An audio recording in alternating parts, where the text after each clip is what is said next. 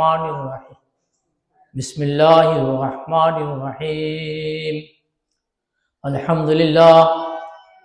الحمد لله نحمده ونستعينه ونستغفره ونؤمن به ونتوكل عليه ونعوذ بالله من شرور أنفسنا ومن سيئات أعمالنا من يهده الله فلا مضل له ومن يضلله فلا هادي له نشهد أن لا إله إلا الله وحده لا شريك له ونشهد أن محمدا عبده ورسوله أما بعد أعوذ بالله من الشيطان الرجيم بسم الله الرحمن الرحيم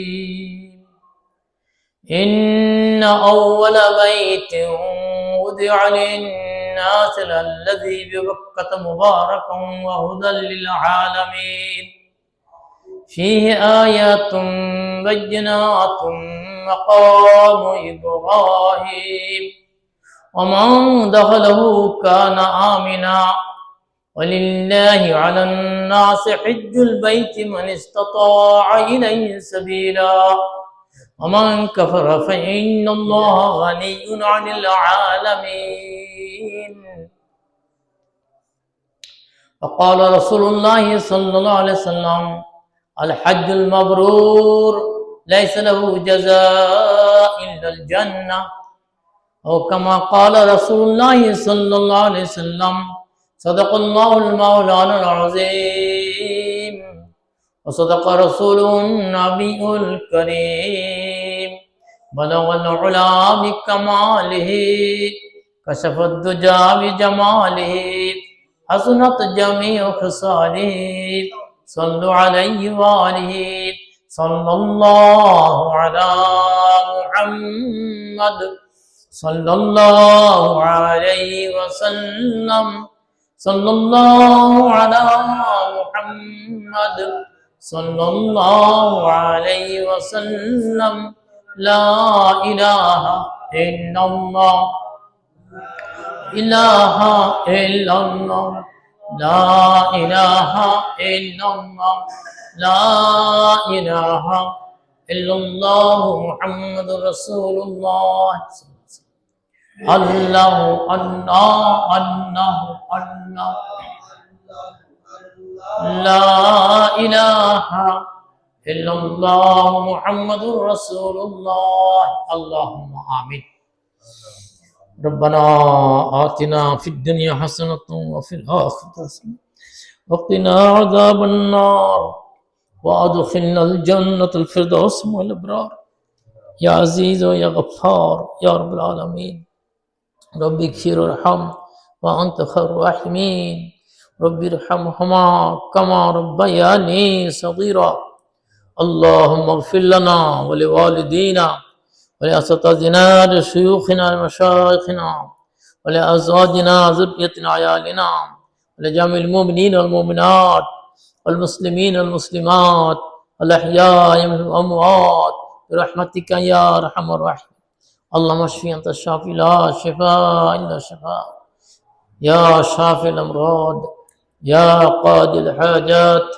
اقضي حاجتنا في الدنيا والآخرة يا محل المشكلات يا مجيب الدعوات يا مجيب السائلين برحمتك يا أرحم الراحمين اللهم أعز الإسلام والمسلمين اللهم اهد المسلمين اللهم اهد ممالك المسلمين سبحان ربك رب العزة عما يصفون وسلام على المرسلين الحمد لله العالمين حرمة لا إله إلا الله محمد رسول الله আলহামদুলিল্লাহ আসসালামু আলাইকুম ওয়া রাহমাতুল্লাহি ওয়া বারাকাতুহু আমরা পড়ি সুবহানাল্লাহ আলহামদুলিল্লাহ ওয়া লা ইলাহা ইল্লাল্লাহ আল্লাহু আকবার সুবহানাল্লাহি ওয়া বিহামদিহি সুবহানাল আযীম আল্লাহ রাব্বুল আলামিনের শাহী দরবারে কোটি কোটি বার প্রশংসা হামদ এবং কোটি কোটি বার সালাত এবং সালাম হযরত মুহাম্মদ মুস্তাফা সাল্লাল্লাহু আলাইহি ওয়াসাল্লামের আহলে বাইত আজওয়াজ মুতাহহারাত সমস্ত সাহাবা তাবেঈন তাবে তাবেঈন মুজতাহিদিন মুতাকাদ্দিমিন মুতাআখিরিন হযরত সমস্ত নবী রসুল অলি আব্দুল গাউস হাজী গাজী মা বাপ দাদা দাদি আত্মীয় স্বজন পীর মুর্শিদ এবং সমস্ত মুসলিম উম্মার উপর বর্ষিত হোক। আমরা বলি আল্লাহুম্মা আমিন। আলহামদুলিল্লাহ। জিল শাওয়াল মাস শেষ প্রান্তে চলে এসেছে। এরপর জিলকাদ এবং জিলহজ, এই মাসগুলিকে আশারুল হারাম, মাশারুল হারাম, হজের মাস বলা হয় তিনটি মাস। আমরা সেই শাওয়াল মাস শেষ প্রান্তে চলে আসছি। হজ সংক্রান্ত কথাবার্তা আমাদের আলোচনা করা দরকার, শোনা দরকার, বোঝা দরকার, আমল করা। চতুর্থ পারা আল্লাহ তাআলা ঘোষণা দিয়েছেন, ইন্না আউওয়ালা বাইতিন উদিয়া লিন-নাস। আল্লাহ রাব্বুল আলামিন পৃথিবীতে সর্বপ্রথম যে ঘর নির্মাণ করা হয়েছে এটার নাম বাইতুল্লাহ, বাইতুল হারাম, চতুর্পাশে মসজিদুল হারাম। আল্লাহর এই পবিত্র ঘরটা আদম আলাইহিস সালাম যখন পৃথিবীতে আসেন, আসার সময় আল্লাহর কাছে আবেদন নিবেদন করেছেন, বাইতুল মামুরের চতুর্পাশে এবং ভিতরে বাইরে আপনার সম্ভ্রান্ত ফেরেশতারা তাওয়াফ করে। পৃথিবীতে এমন একটি ঘর আমাকে তৈরি করতে দেন যাতে আমার সন্তানেরা যুগ যুগ ধরে কিয়ামত পর্যন্ত তাওয়াফ করতে পারে, পাপগুলিকে মোচন করাতে পারে, এরকম একটি ঘর আল্লাহ রাব্বুল আলামিন সেটা কবুল করেছেন। এবং নকশা জিবরাইল আলাইহিস সালাম নকশা করে দিয়েছেন। বাইতুল মামুর যেরকম চতুষ্কোণ বিশিষ্ট ঘর আরশ আল্লাহর নিচে, সেই রকম একটি ঘর পৃথিবীতে তৈরি। জিবরাইল আলাইহিস সালাম এসে অঙ্কন করে দিলেন, নকশা করে দিলেন। এর থেকেই কিন্তু ডিজাইন এবং প্ল্যান,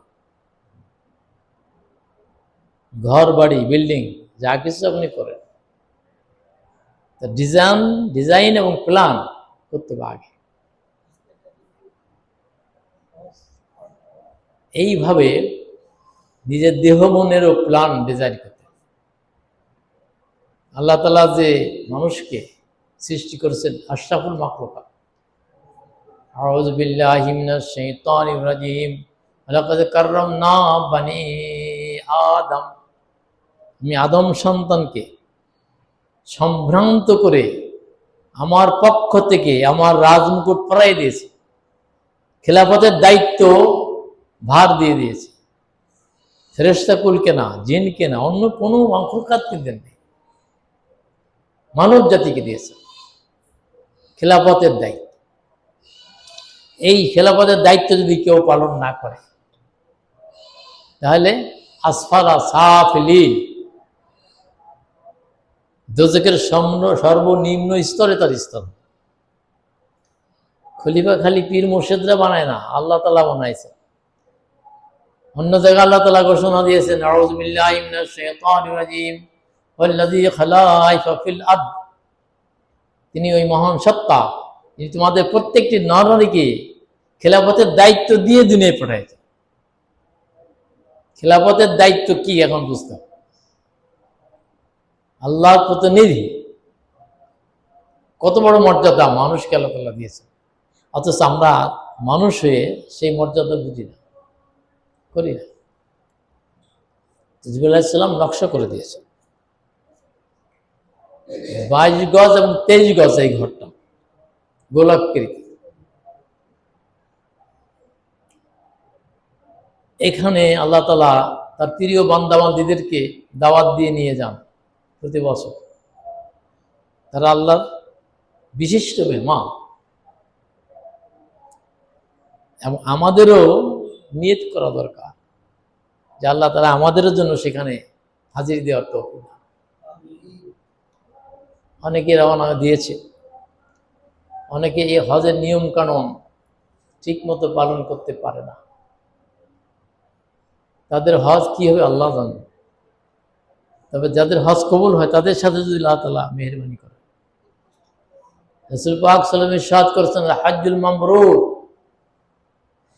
লাইসা লাহু জাযা ইল্লাল জান্নাহ।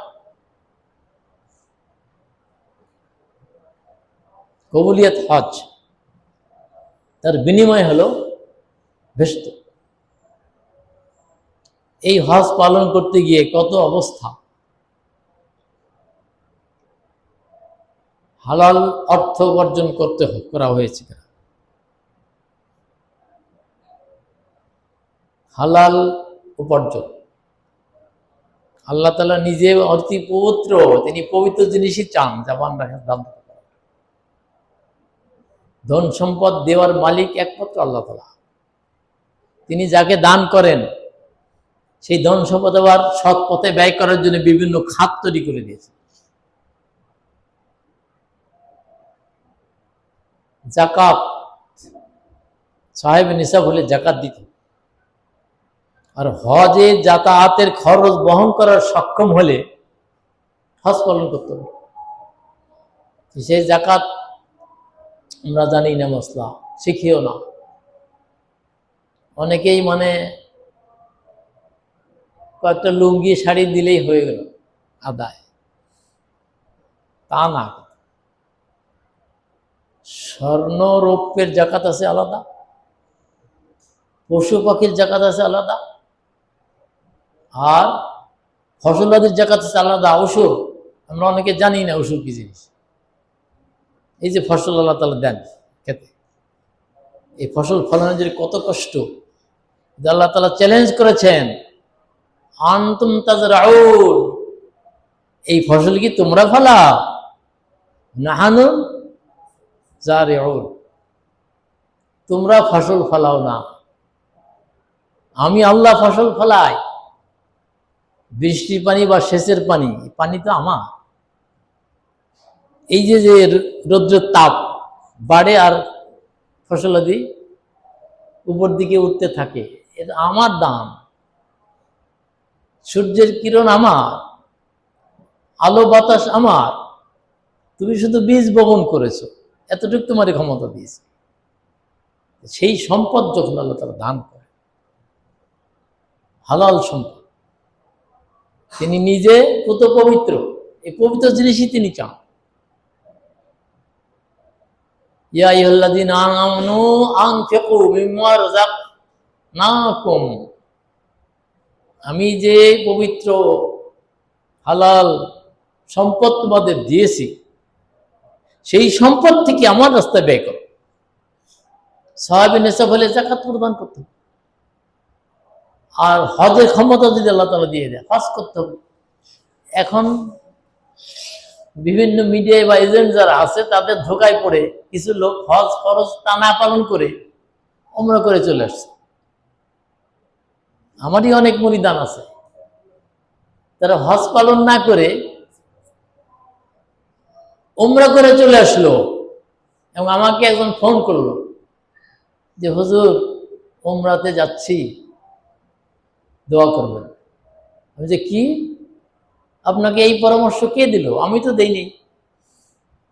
আপনি পেনশন পেয়েছেন, বহু লক্ষ টাকা পেয়েছেন, আপনি হজ করবেন আগে, তারপরে এখন আপনি উমরাতে চলে যাচ্ছেন।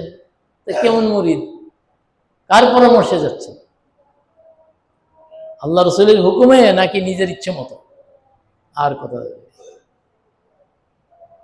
এখানেও আছে অনেক হজ বাদ দিয়ে উমরাতে চলে যাচ্ছে। তাইলে কি অবস্থা? ফরজ বাদ দিয়ে নফল করতেছে। উমরা, যে গরিব মানুষ, টাকা পয়সা সম্পদ নাই, সে এটা আগমনের আবেগে গেল। কিন্তু যার ধন সম্পদ আছে, মানে ইসতাতা ইলাইহি সাবিলা, হজ যাতায়াতের সক্ষম ব্যক্তির জন্য হজ ফরজ, এটা আমাদের কিন্তু জানতো। বাইতুল্লাহতে এই যে যাচ্ছে লক্ষ লক্ষ মানুষ, সপরিবারে যাচ্ছে, কিন্তু হজ হবে কিনা, উমরা বারবার করতেছে একজন, দেখছি এখানেই আছে আমাদের এখানে। আমি বারবার হজ করো, তুমি বারবার উমরায় যাও কেন? হজ করো, কথা নেই। এটাও কিন্তু একটা ধোঁকা। কিছু সোশ্যাল মিডিয়া আছে, কিছু এজেন্টরা আছে, ওরা অর্থ উপার্জন করার জন্য বুঝাই পেলিয়া এই পথ বেছে নেয়, বাছাই করছে। কিন্তু এটা হলো না, কোনোদিনও হবে না।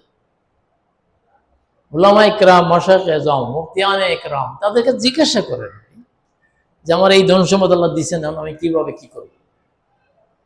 তা কিন্তু কেউ আসে না। এই যে হজ, আল হাজ্জুল মাবরুর, কবুলিয়াত হজ, লাইসা লাহু জাযা ইল্লাল জান্নাহ, তার বিনিময়ে আল্লাহ তাআলা জান্নাত অবধারিত করে রেখেছেন। সেই হজ নিয়ে যদি আমি তামাশা করি, আল্লাহকে ধোঁকা দেওয়ার চেষ্টা করি, তাই দেওয়া যাবে? ঈমান থাকবে? বহুজন আছে তাবলীগের নামে চলে গেল মক্কা শরীফে, হজের সময় আসলে ওখান থেকে চলে গেল। বহু অভিযোগ আমার কাছেই আছে। তাহলে কি অবস্থা? এখন হজের ওখানে ভিসা লাগবে, মৌসুমুল হজ, এই সিলটা লাগবে, তবেই সে হজ করতে পারবে, তা নাহলে তো পারবে না। সৌদি সরকারের ওই সিলটা হলো মৌসুমুল হজ, 2 মাস 3 মাসের জন্য দেওয়া যাবে। এখন আপনি গেছেন তো ট্যুর ভিসায়, তো তাবলিগি ভিসায়, ওই ভিসায় হজ করা যাবে না। আপনি কেন গেলেন? আপনার জানা উচিত ছিল যে আমি আগে হজ করি, শেষে আপনি তাবলিগে যান, যেখানে যান, কোনো মানা নাই। ওমরা বারবার করেন, মানা নাই, কিন্তু আগে হজ আদায় করতে, সেটা সবাই ভাগ্যে নসিব হয় না, ধন সম্পদ থাকলেও হয় না। সেই বাইতুল্লাহ কি জিনিস? বাইতুল্লাহ যখন আল্লাহ তাআলা প্রথম যে তাওয়াফটা হয়, বাইতুল্লাহ যখন নজরে আসে, তখন আল্লাহর আশেক বান্দা বান্দির দেহ মনের অবস্থাটা কি হয়? টকবক করে ওঠে কিনা যে এই বাইতুল্লাহ তুমি দেখাইলাম, তোমার দেখা কবে পাবো? এই আবেগ আছে কিনা? এই তন্ময়তা আছে কিনা? তোমার ঘরটা দেখাইলা, তোমার দেখা কবে পাবো? এই প্রসঙ্গে আল্লাহ রাসূল ইরশাদ করেছেন, قال رسول الله صلى الله عليه وسلم ترون الله تعالى سبحانه كالبدر المنير يوم القيامة। কিয়ামতের দিন তোমরা আল্লাহ তাআলাকে পূর্ণিমার চন্দ্র যেমন আকাশ মুক্ত, উন্মুক্ত আকাশে পূর্ণিমার চন্দ্র ঝলমল করে আল্লাহ তাআলা রহমানি সূরতে, সেইভাবে তার প্রিয় বান্দাবান্দিদের দেখা দিবেন। বলেন সুবহানাল্লাহ, সাক্ষাৎ। আর বিপরীত জালাল এবং কাহ্হার, গজবের আকারেও দেখা দিবে। 2 ভাগে মানুষ ভাগ হয়ে যাবে। সূরাতুল ইয়াসিনের মধ্যে আছে, আউযু বিল্লাহি মিনাশ শাইতানির রাজীম, আমতাযুল ইয়াওমা আইয়ুহাল মুজরিমুন, আজ আলাদা হয়ে যাও। এই আয়াত পড়ে বহু আল্লাহ সাহাবা, রাসূল নিজেও চোখের পানি জড়াইছে, আজ তোমরা আলাদা হয়ে যাও, আমার প্রিয় বান্দাবান্দির থেকে তোমরা আলাদা হয়ে। সেই কাতারে যদি আমিও পড়ে যাই, তাহলে কি উপায়? হযরত ইমাম আবু হানিফা রাহমাতুল্লাহ এই পড়ে পড়ে সারা রাত কাটাই দিয়েছে, চোখের পানি দেবো। রাসূলের উম্মতের কি হবে, কোন দলভুক্ত হবে, এই চিন্তায় তিনি সারা রাত কাটাই দিয়েছে। আমাদের সেই আবেগ আছে কিনা? আমরা যে ইবাদত করি তার মধ্যে আবেগময় হয় কিনা? হুদুরুল কলব, খুশু এবং খুদু, 3টি জিনিস ইবাদত। তার কোনটা আমাদের আছে? আমরা এই যে মসজিদে আসতে পারছি না, জুমার দিন আল্লাহ রাব্বুল আলামিন ইরশাদ করেছেন সূরাতুল জুমআ, ফাসাউ ইলা যিকরিল্লাহ। মুয়াজ্জিনের কণ্ঠে আমার আওয়াজ যখন চলে যায় তোমাদের কাছে, ফাসাউ ইলা যিকরিল্লাহ, আল্লাহর জিকিরের জন্যে দৌড়াও। আমরা এখনো তো মসজিদ ভরতে দেখি না। তার মানে কত কাজ ব্যস্ততায় শুক্রবারে জমা হয়ে থাকে। তারপরেও ওই কাজ সেরে আল্লাহর ওলি যারা বৃহস্পতিবার থেকেই জুম্মার ফজিলত পাওয়ার জন্যে প্রস্তুতি নিতে থাকে, সেই জুম্মা আমরা পেয়েছি। এই বাইতুল্লাহর হাকিকত, ইহরাম যখন বাঁধা হয়, পুরুষদের 2টি পোশাক ইহরামের, অন্য কোনো পোশাক না। যত বড় ধনী হোক, যা হোক, যে কোনো বর্ণের বা জাতির যে ইসলাম গ্রহণ করেছে, ইহরাম বেঁধেছে, 2টি পোশাক। একটা চাদর সাদা পরনে, আর একটা চাদর গায়ে। আর মা বোনদের জন্য আলাদা চাদর পোশাক। কিন্তু সেটা কি? কাফনের পোশাক। কাফনের ওই রকম সাদা পোশাক, অন্য কোনো রং না। রাসূল করিম সাল্লাল্লাহু আলাইহি ওয়াসাল্লামের প্রিয় রং হলো সবুজ এবং সাদা। তোমরা সাদা ব্যবহার করো যাতে মরণের কথা মনে আসে। এবং সেই ইহরাম যখন খোলা হয় এবং প্রত্যাবর্তন করা হয় নিজ গৃহে, আপনজনের কাছে ফিরে আসা, ওই কাফনের ওই 2টি চাদরের কথা যেন মনে থাকে, ওটা যেন ভুলে না যায় যে আমার একদিন এই কাফন আবার পড়তে হবে। আমি তো পড়তে পারবো না, আমাকে পড়ানো হবে। মা বোনদের জন্য 5টি আর পুরুষদের জন্য 3টি, ওইটাও সাদা। সেই কবরের কথা মনে করতে, বাইতুল্লাহ যাওয়ার সুযোগ যখন আল্লাহ দিয়েছেন, সেই বাইতুল্লাহর যে রব আমরা পড়ি সূরাতুল কুরাইশের মধ্যে, ফালিয়াবুদু রাব্ব হাযাল বাইত, তুমি ইবাদত করো এই বাইতুল্লাহর যিনি মালিক, রব, তার। চারদিকে যে তাওয়াফ সাই কত কিছু রকম আছে, তাও অনেকে জানে না। তাওয়াফ কিভাবে করতে হবে তাও জানে না। কেন দৌড়াতে হবে? 49 বার, 7 49, 7 বার ঘুরে আসলে এক তাওয়াফ।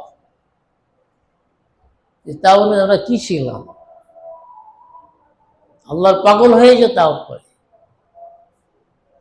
আল্লাহ প্রিয় বান্দাবান্দি যারা পাগল হয়েছে, আল্লাহর পাগল, ইহরাম বেঁধেছে, তারাই তো তাওয়াফ। এবং সেই তাওয়াফে আল্লাহ তাআলা খুশি হয়। ফেরেশতারা তাওয়াফ করে, জিনেরা তাওয়াফ করে, এই হুদহুদ পাখিও, আবাবিল পাখি, এরাও তাওয়াফ করে, সবুজ পাখি। তাদের সাথে আমার তাওয়াফটা যাতে কবুল হয়, এটা চিন্তা করা। এই জন্য আমরা ধীরে ধীরে এই পবিত্র হজ ওমরার আলোচনা আগামীতে করবো ইনশাআল্লাহ তাআলা। আখিরু দাওয়ানা আলহামদুলিল্লাহি রাব্বিল আলামিন। আল্লাহুম্মা আমিন।